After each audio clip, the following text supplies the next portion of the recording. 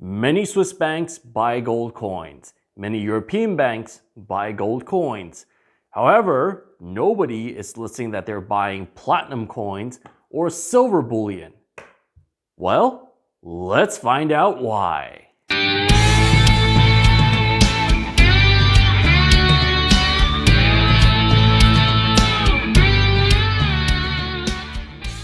I have here 3 ounces of precious metals of 3 different types of precious metals.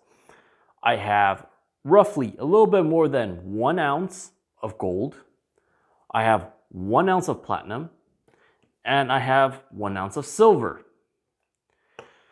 Now, I've been looking at different banks to see what they buy, and I've noticed that most of the Swiss banks, they only buy coins that are gold. They don't buy so much 1 ounce platinum coins.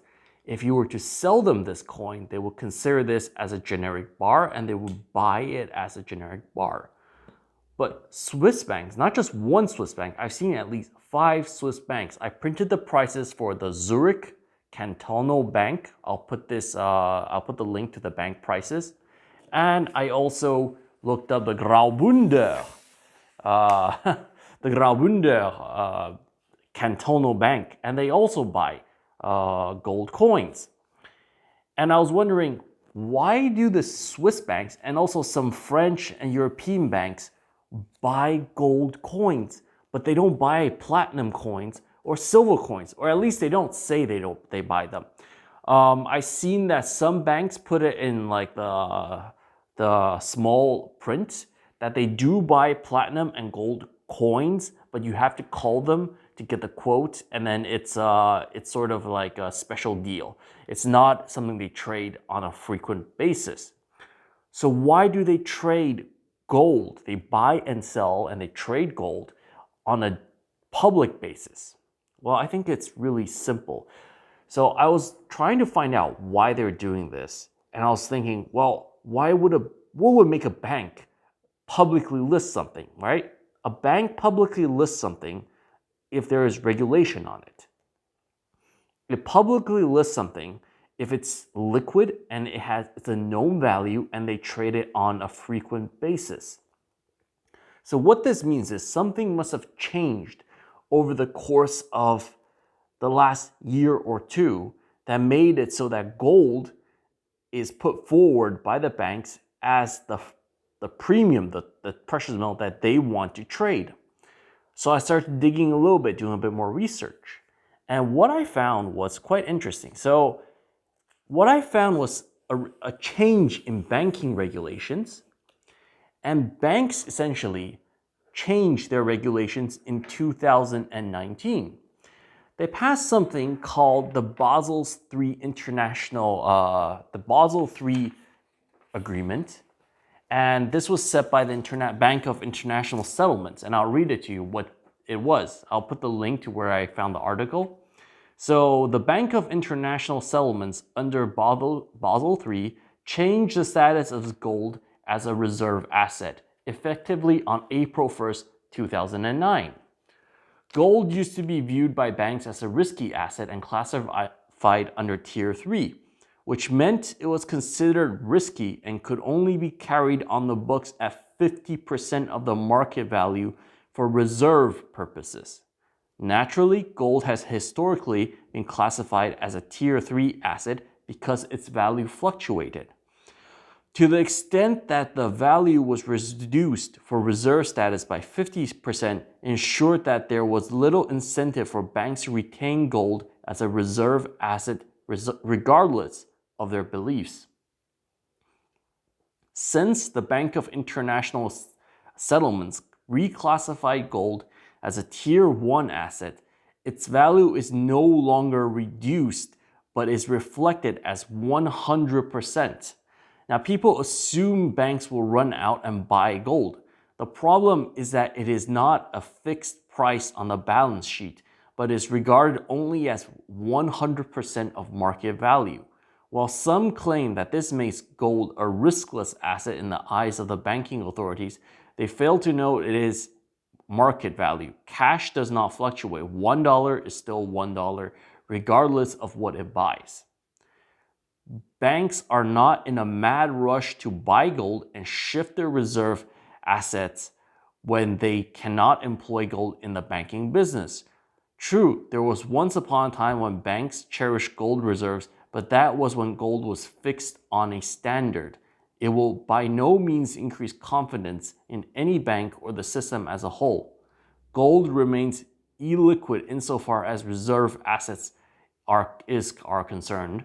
While there is no incentive for banks to load up on gold, even if it is a tier 1 asset from a banking economic standpoint, since we are not on a gold standard and its value will fluctuate, unlike cash reserves.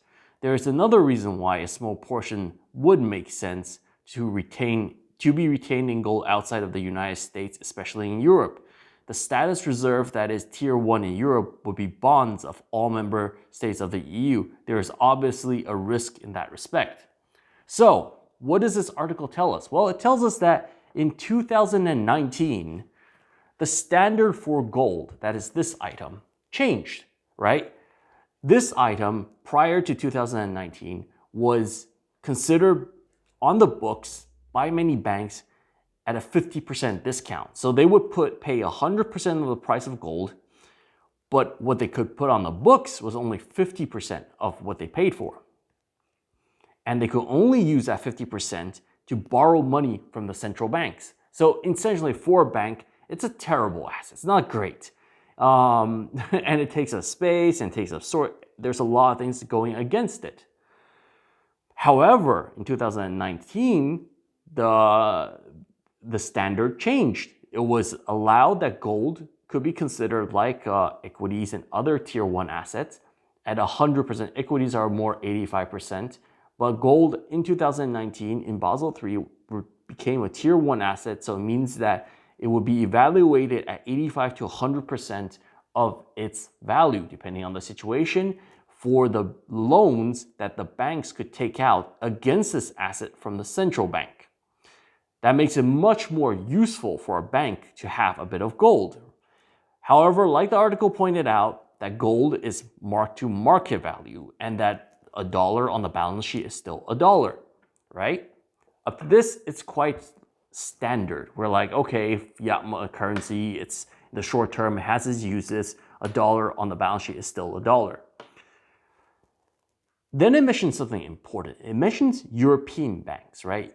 For European banks, their tier 1 assets are obviously the bonds of multiple different European countries, which have varying degrees of economic health and are not always credible. Some countries are more credible than others. Let's say Germany and France, their bonds are more credible than others. Greek bonds are less credible. And obviously some other countries have much less credible bonds, like Hungarian bonds. I'm not sure if you would want to hold Hungarian bonds. So for European banks, obviously gold does serve a purpose because it is an additional asset that they can buy that is not tied to a smaller government, right? But what about 2020? What's so different in 2020 that makes me think that banks in Europe are suddenly putting forward that they're buying gold currency that they never bought before? No bank before would say, we want to stack old sovereigns, right? Why are they thinking that they're open to buying old sovereigns? Well, I think first of all, because it's a tier 1 asset, it's considered in its full value. Like this sovereign that it buys at 406 Swiss francs, which is $440, is going to be $440 on its books, on the market value of the day. The second thing I think that's happening is that, this article mentions the dollar as a dollar, but not all European banks have their balance sheet in dollars. The dollar is a fluctuating value for European banks. For banks that have their balance sheet in Swiss francs, in euros, in the British pound, in yen, in RMB, in rubles, in all other currency except for the dollar is a risk. And what they're seeing right now is the risk of the dollar is, quantitative easing. There's going to be a debasement of the dollar. They see a potential debasement. So the utility of gold as a tier 1 asset, purely because of regulation, doesn't mean that silver has less potential than gold, right? But for a bank, gold has become something that is a hedge against currency risk. I said this before, silver and precious metals are hedges against inflation risk. Gold is a hedge against currency risk because within banks, it has been put back into the position where gold is an international currency. It is the only supranational currency. That is the only asset that is supranational, above all nations, that is in the banking system at the moment. Bitcoin is not in the banking system. Yes, you have companies that are hedge funds that are buying Bitcoin, but Bitcoin is not in the banking system. If you want to buy a currency in the banking system that is considered as a currency and it is a tier 1 asset and it is not linked to any country, the only asset that exists is gold, right? That is why I think right now it's kind of low key, but banks are opening themselves up and saying, look, we know that people have a lot of gold out there. We don't want you to hold all that gold in your hands. Start selling it to us. And they need it. Why do they need it? Because they don't trust governments either. Banks do not, despite what you think, banks are institutions and they are part of the government institution. Banks don't trust governments. Banks trust, the only people banks trust is themselves and their own balance sheet. They know what they have and what they don't have and what type of BS they're selling you and what type of BS they're not selling you. So the only thing within this whole world, in this case, in this whole system where there's a lot of BS and accounting magic, that is above all of that is gold. And that is what I think personally, we've seen that gold prior to 2019. I think some banks had the news slightly before that they're going to change the position of gold. They were already buying up gold. I think JP Morgan was one of the first ones to start hoarding gold and silver, to hoard supranational currencies. They're hoarding much more gold than silver. They're hoarding some silver. Possibly what might happen is, of course, they're thinking in the future, silver has an 85% correlation in terms of movement related to gold. If gold proves itself as a reliable tier 1 asset, then silver could become a tier 2 asset. And all of a sudden, tier 2 asset, they can also borrow money from the central bank against this type of tier 2 asset. They still own this asset, but they can use it as collateral and they constantly borrow money. Or if it keeps on going up in value and governments keep on devaluing their currency, every year they can borrow more money without having to have more of this. That would be great for them. That would be better than bonds, because bonds, the returns are going down every single time. Every time a government wants to do quantitative easing or print more money, your bond values, the value goes up, but your returns go down. So it's not very interesting. But what if, the returns are already zero on bonds? What else could you buy that will not devalue and that is considered very liquid by in terms of the regulatory status? It's gold. It's gold, and that's the only thing. That's why I think that's the main differentiator, I think, between, for now, for gold and the rest of the precious metals, at least in the financial sector, that gold is considered as a currency. It is formally recognized as a currency, and it is formally treated as a full-fledged sort of currency. Just like if you're an American bank, and you have like dollars and you have euros and you have Swiss francs, you can use your euros and Swiss francs to take out more loans in dollars, right? You're allowed to do that, to use it as collateral.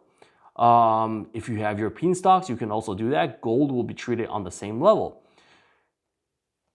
This is very, very important when you're trying to when you're trying to build your stack, right? When you're trying to build your stack, it's really important, at least from my perspective, that you understand the differences between the three metals.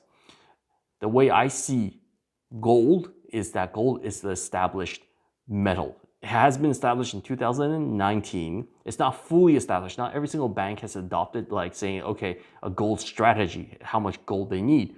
Some of the front runners, such as JP Morgan, they've established a strategy, say like, this is our gold strategy. We want to do this with gold because we think that there's certain things that we can do with it that allows us to avoid currency risk.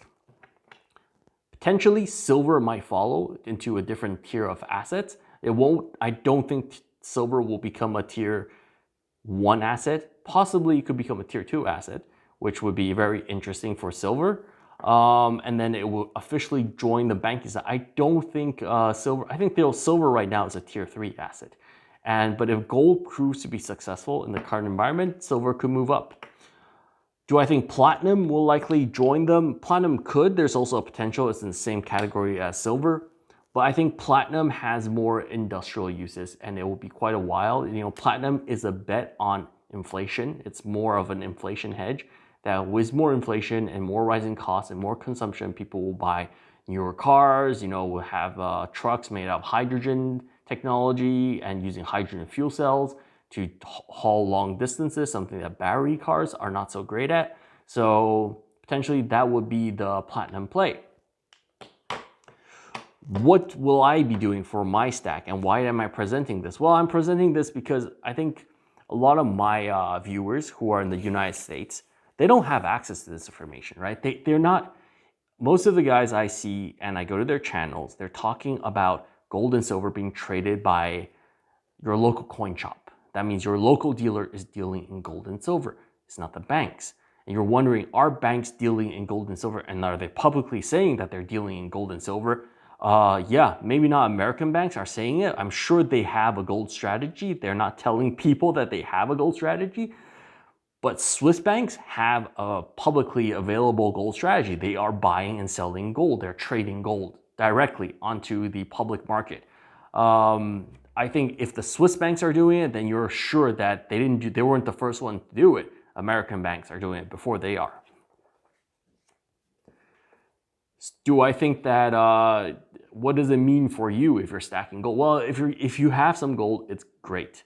If you don't have some gold in your stack and you are planning to stack gold, or you're mainly a silver stacker and you don't have very much gold, and you're thinking of adding some gold, I did a previous episode where I went over LMU pieces, and I did a retirement video where I presented that you can actually access this type of low premium fractional gold, either in the form of sovereigns or in the form of the 20 Swiss franc coin. This type of semi-numismatic coin, I think, is one of the best kept secrets in between coin collectors. Not many people are talking about this coin, but from what I found, it's a 5.8 gram coin with almost no premiums on them. I mean, if you just look at the spread, I'm buying mine.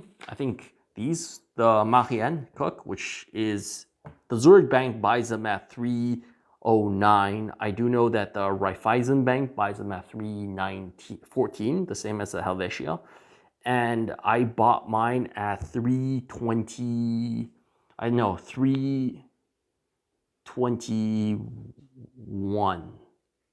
322. I think 323.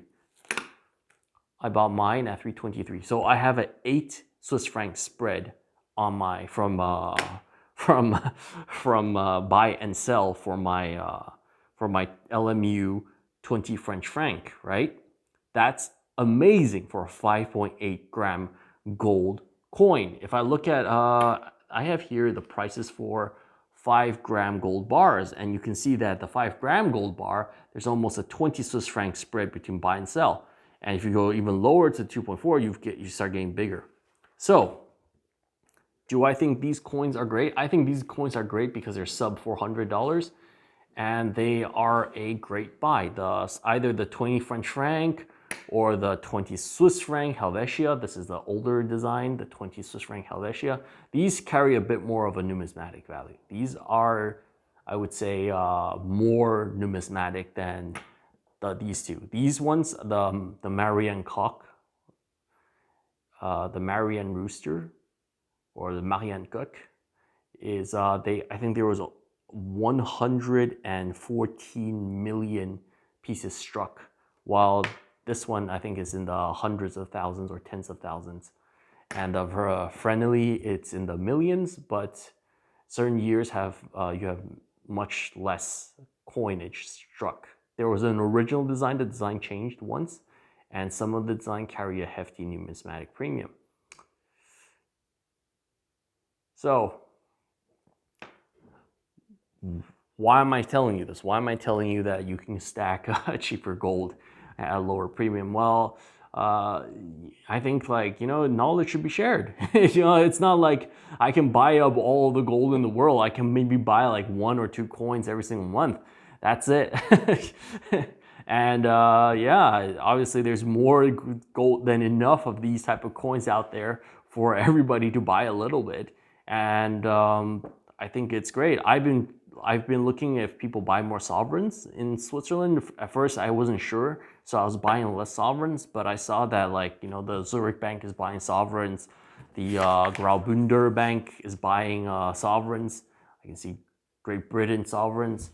So ein Pfund Sovereign Großbritannien. So yeah, they buy sovereigns too. So I'm not too worried. I'm just buying very liquid pieces of gold. And it's working out for me quite well, considering that gold has gained a bit of value, and I'm pretty happy with my purchases. Will I be buying more silver? I am going to still be buying silver. I will be buying most likely less silver because I will still continue stacking silver. By buying less silver, it doesn't mean that I'm buying like only 1 ounce every single 2 months. I'm most likely be buying 3 to 5 ounces a month. The way I see silver is that the premiums are a bit too high on silver right now. The price is okay, but the premiums of silver is almost, it's unreasonable, I would say. It's like people are trying to take advantage of the fact that people want to stack precious metals, but they don't have the available cash on hand to buy gold. So you're getting pushed onto silver, and then people are charging a crazy premium on them. It's a little bit ridiculous. Platinum doesn't, even this coin doesn't have as much of a premium as a silver eagle, which is quite funny. So what do I recommend? What are the downsides for doing this? Well, the downsides for some of this is, for some of my viewers, if you're in Canada, you might have to pay taxes. I was looking up different regulations. I think the US, you don't have to pay taxes until you sell. But in Canada, when you buy, if it is not 4/9 gold, it's considered taxable. So your coin seller will tax you 7% on top of it. So that is something for the Canadian viewers. You might not have access to fractional gold. In the US, you will have access to fractional gold when you buy. When you sell, depending on how they will classify, either, I believe sovereigns are classified as you can put it in your IRA account. I'm not sure LMUs, you can put them, the Latin Monetary Union coins, you can put them into your IRA, but I'm almost sure sovereigns at 22 carats can be put into your IRA account, and then when you sell for your retirement, you should be able to get on a lower tax rate compared to the what they might consider numismatic coins. Because I know in the United States there are cases where this coin is not considered numismatic. It's not considered gold, but a numismatic collectible piece, and you're taxed at 35%. So this might not be the best option. But sovereigns, which you can find some of the older sovereigns with a lower premium, they are 7 grams. They're still under $500, a piece. So they're pretty good. They're 7.3 grams of gold, and the premium on them is relatively low, which I like. And I like having smaller unit pieces of gold because it lets me cost average. Same reason why I like silver. I can buy 1 ounce of silver, and it doesn't stretch me too far. It's less than $30 for a piece of for a bullion piece, except for silver eagles, the 2020 silver eagles. I want to add some, but the last I checked, in Switzerland, 2020 silver eagles, be prepared for this, are selling at $38. $38 a piece. That's a 60% premium on the coin. And I'm saying $38 a piece. That's too much. The premium is too high. And that's a really, really high. Then you're not buying bullion. You're buying. I mean, I checked the. For example, I looked at the Darth Vader new a 1 ounce numismatic coin, like the Star Wars edition from the New Zealand Mint, and that was $34. And I was like, whoa, why is this 2020 Silver Eagle more expensive than a numismatic coin? And obviously, it's a pure question of demand. People are buying Silver Eagles because it's recognizable and it's a bullion piece. It's completely irrational in terms of if you're trying to buy precious metal. Now, if you're trying to buy collectibles, that's different. I think the 2020 Silver Eagles are collectible because of the year and because of the fact that they had to close the mint for some time. I think potentially they have some proof versions, some reverse proof versions. Those will become really, really collectible over time.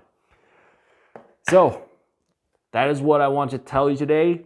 Be aware that in banks that gold is now considered as a tier 1 asset, and potentially most of your banks do have a gold strategy. Possibly in sometime in the future, American banks will also start buying gold, depending on how the economy turns out in the next few years. It's possible that it might publicly start buying gold. I think that is the time when you realize that stacking a little bit of gold in addition to your silver was a pretty good idea. Thank you for watching. Write in the comment section what you want to say and tell me your perspective. What do you think about gold? What do you think about the fact that banks are buying gold in Europe? What do you think about Basel III, how it affects the gold price? And because when Basel III just came out, bonds were still attractive. Now that bonds are completely in the dumpster, they're so expensive, extremely overvalued because central banks are propping up the price. What do you think? How will that affect the price of gold? And silver and platinum, do you think that they will potentially join gold in a reform, maybe Basel IV, like in the future, and be part of a tier 1 asset group or maybe tier 2 asset group, depending on how money evolves?